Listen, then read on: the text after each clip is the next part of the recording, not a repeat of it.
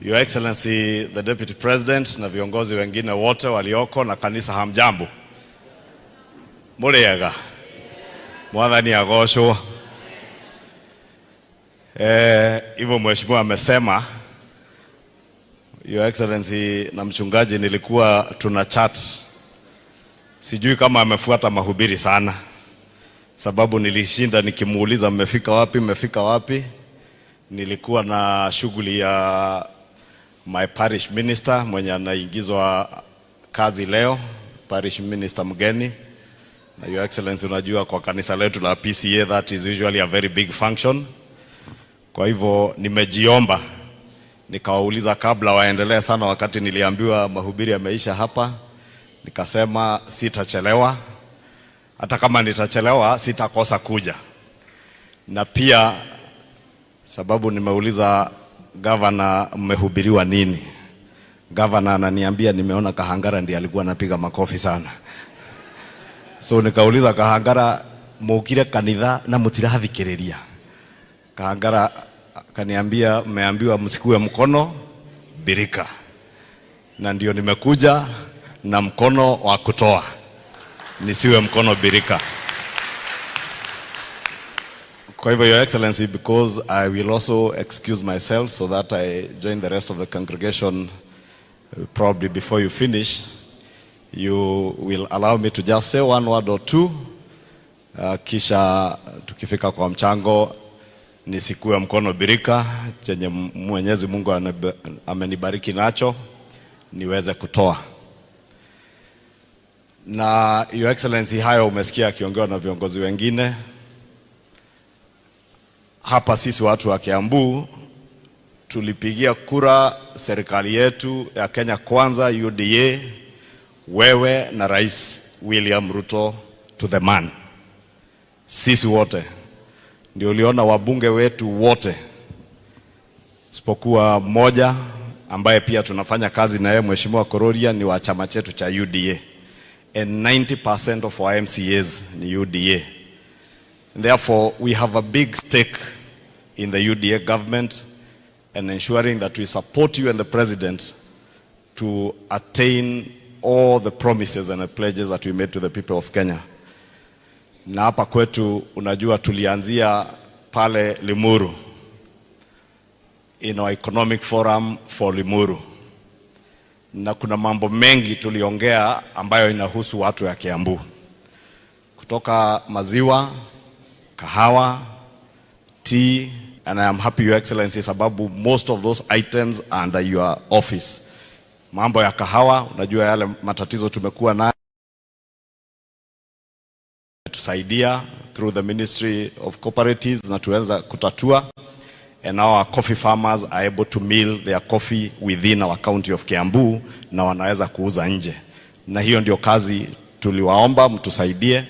Mambo ya maziwa na majani chai, I know you're also on top of it. We have seen the work umekuwa ukifanya, mambo ya kupigana na imported powder milk, ili kusaidia mkulima wa maziwa wa Kenya na wa hapa Kiambu. Vile vile Your Excellency, mambo ya biashara, we asked the President, and you know, this week we commissioned the second last market, or rather did groundbreaking.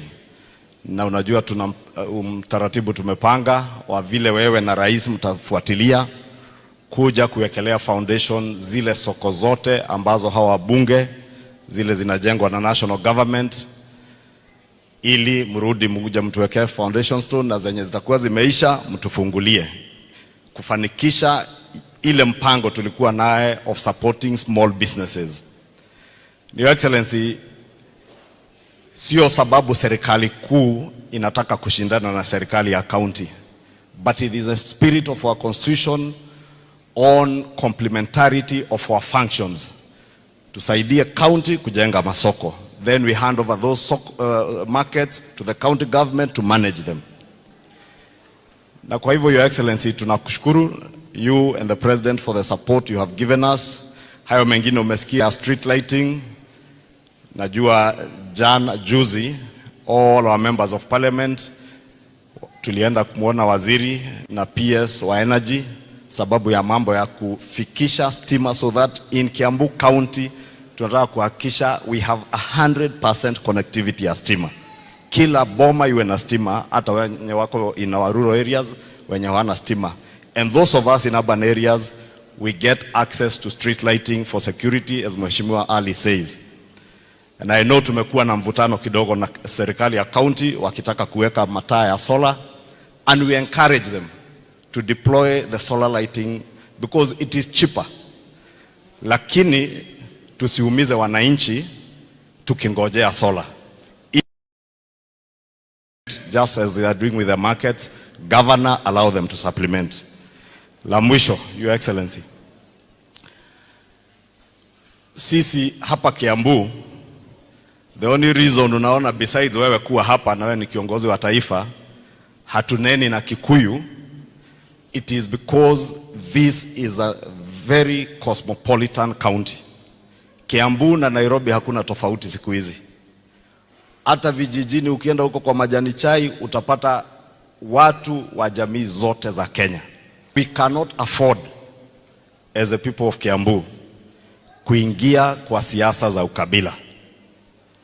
Na najua kuna wenye wamekuwa wakikusanya watu wakiwaambia kuna Limuru 3 ati kwenda kuongea mambo ya jamii.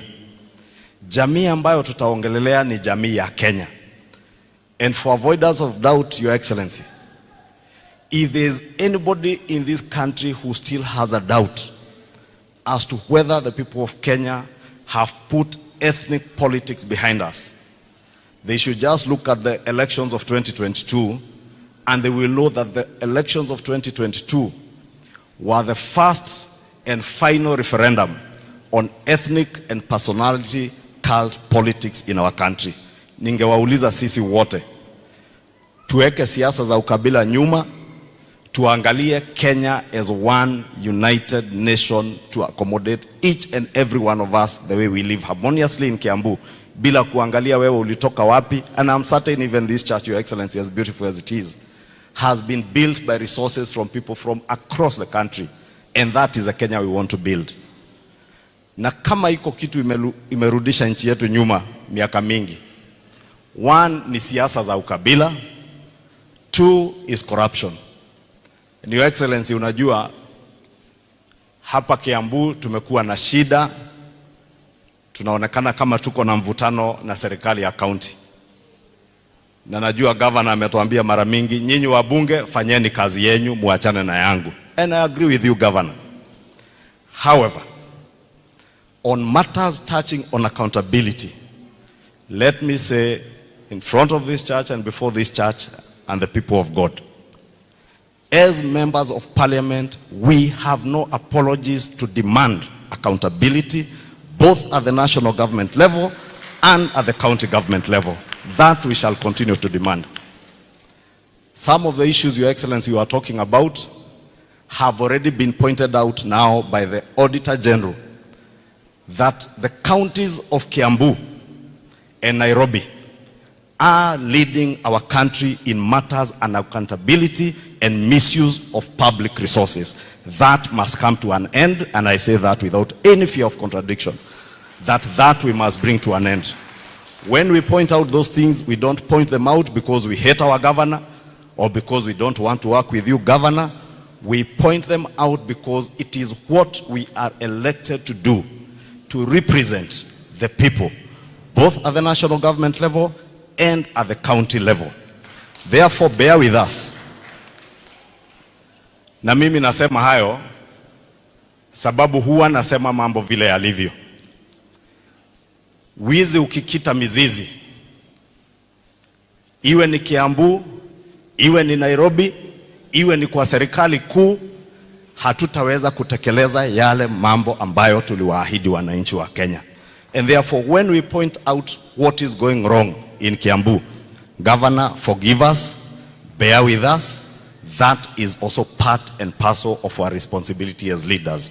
And if anybody else is left out, mimi nikibaki nikiongea peke yangu mambo ya Kiambu, nitaongea until the cows come home.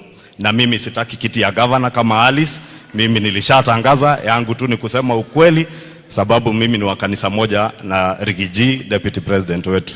Mungu awasaidie na tuendelee kushirikiana, and may God bless all of us, bless our county and our country.